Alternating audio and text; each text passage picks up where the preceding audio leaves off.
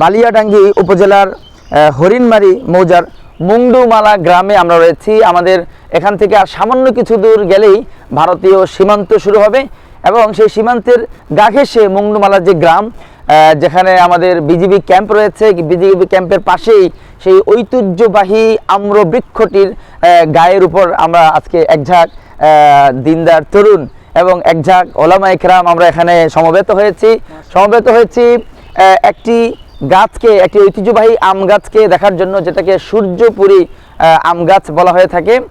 এই সূর্যপুরী আম গাছটির বৈশিষ্ট্য হলো আম গাছটির বয়স প্রায় 250 থেকে 300 বছর বয়সের এই আম গাছটি আমরা দেখতে পাচ্ছি। প্রায় 35 ফিট জায়গা জুড়ে আম গাছটি দাঁড়িয়ে আছে এবং তার উচ্চতা 70 থেকে 80 ফিট পর্যন্ত উচ্চতা। 250 বছরের বেশি দীর্ঘমেয়াদী এই আম গাছটি বয়সের বারে নুজ্জ হয়ে যাওয়ার কথা থাকলেও আজ পর্যন্ত আম গাছটি তার সেই যৌবনকে প্রদর্শন করে সুঠাম দেহে দাঁড়িয়ে আছে এই মুংডুমালা গ্রামে। এই আম গাছটির মধ্যে আমরা শুনতে পেরেছি স্থানীয় লোকদের থেকে যে এখনো পর্যন্ত সেই শুরু সময়ে আম গাছটিতে যে ফলন হতো, যে আম হতো যেই পরিমাণে, এখনো পর্যন্ত সেই পরিমাণটা সে ধরে রেখেছে।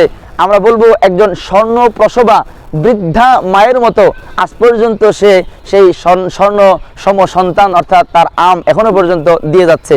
এখানে 120 থেকে প্রায় 150 মণ পর্যন্ত আম প্রতি মৌসুমে এই গাছ থেকে আহরণ হয় এবং এই আমের একটি বিশেষ বৈশিষ্ট্য রয়েছে, হালকা গড়নের এবং খুব সুন্দর চমৎকার শরীরের আম এখান থেকে উৎপন্ন হয় এবং খুব রসালো এবং সুস্বাদু আম এখান থেকে পাওয়া যায় এবং এই গাছের আম সারা দেশের মধ্যে সকল মানুষের কাছে একটি আকর্ষণীয়, একটি আগ্রহের বস্তু হিসেবে সমাদৃত রয়েছে। প্রিয় দর্শক, আমরা যদি একটু এই গাছের ব্যাপারে আরেকটু গভীর থেকে জানতে চাই তাহলে আমরা দেখব যে এই গাছ বৃক্ষটির যেটা রয়েছে, যেটাকে আসলে চতুর্দিক থেকে যদি আমরা সেটাকে বেড় দিতে চাই তাহলে প্রায় 5-6 জন পুরুষ ছাড়া এটাকে আমরা কিন্তু বেড়ে আনতে পারবো না এবং তার তিন দিকে 19টি ডালা আমরা যদি একটু দেখাই, আমি বলবো যে আমরা একটু ডান দিকে আমরা দেখাই।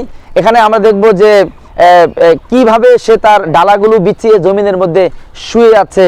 যদি আমরা ডালাগুলোর দিকে দেখাই তাহলে আমরা দেখব যে সেই আমরা পূর্ব প্রাচীন যুগের যে প্রস্তরখণ্ড, শিলাখণ্ডকে আমরা জমিনের মধ্যে পড়ে থাকতে দেখি এবং যেটা মানে অতীতকালের অনেক বড় বড় ঘটনাকে আমাদেরকে স্মরণ করিয়ে দেয়। আমরা দেখব যে তেমন শিলাখণ্ড যেন পড়ে আছে, আসলে এগুলো কোনো শিলাখণ্ড নয়, এগুলো হলো জীবন্ত একটি আম গাছেরই দেহবিশেষ। প্রিয় দর্শক, এই আম গাছটিতে আজকে আমরা একঝাঁক তরুণ উপস্থিত হতে পেরে অনেক বেশি আনন্দিত। আসলে এটা শুধু একটি আম গাছই নয়, বরং এটি আল্লাহ রাব্বুল আলামিনের কুদরতের একটি নিদর্শন। আল্লাহ তাআলা যাকে চান তাকে দীর্ঘ হায়াত দান করেন, যাকে চান তাকে স্বল্প হায়াত দান করেন। সেটা যেমন মানুষের ক্ষেত্রে প্রযোজ্য তেমন অন্যান্য সকল মাখলুকের ক্ষেত্রে প্রযোজ্য। আমরা চাই যে এই আম গাছ শুধু 2.5 বছর নয়, আল্লাহ যদি চান তাহলে 2,500 বছর এই আম গাছ টিকে থাকতে পারে। আর আল্লাহ যদি চান এই আম গাছ থেকে 2,500 বা 2.5 লক্ষ বছর পর্যন্ত মানুষকে উপকৃত করতে পারেন। এই আম গাছ যেমন মানুষকে অক্সিজেন দিচ্ছে, মানুষের বিনোদনের মাধ্যম হচ্ছে এবং মানুষের ফল দ্বারা মানুষকে উপকৃত করতেছে। বিশেষ করে পর্যটনদেরকে আকর্ষণ করার জন্য এই এলাকায়, এই পুরো এলাকাটি আম গাছকে কেন্দ্র করে বিখ্যাত হয়ে গিয়েছে। এই আম গাছকে দেখার জন্য প্রতিনিয়ত শুধু সারা বাংলাদেশের বিভিন্ন অঞ্চল থেকে নয়, বরং অনেক ফরেনাররা পর্যন্ত এই আম গাছকে এক নজর দেখার জন্য এখানে ভিড় জমিয়ে থাকে এবং নিয়মতান্ত্রিকভাবে তাদের থেকে টিকিট কেটে এই আম গাছ তারা এখানে দেখার জন্য আসে। প্রিয় দর্শক, আপনাদের সকলকে এই সূর্যপুরী আম বৃক্ষটি পরিদর্শনে আসার জন্য, দেখার জন্য, এখানে এসে বিনোদিত হবার জন্য আবেদন জানিয়ে এখানেই শেষ করছি। আসসালামু আলাইকুম ওয়া রাহমাতুল্লাহি ওয়া বারাকাতুহু। আমার সাথে একঝাঁক তরুণ যারা রয়েছেন তাদের সুখ সমৃদ্ধি এবং তাদের উজ্জ্বল ভবিষ্যৎ কামনা করে আমি বিদায় নিচ্ছি। আসসালামু আলাইকুম ওয়া রাহমাতুল্লাহ।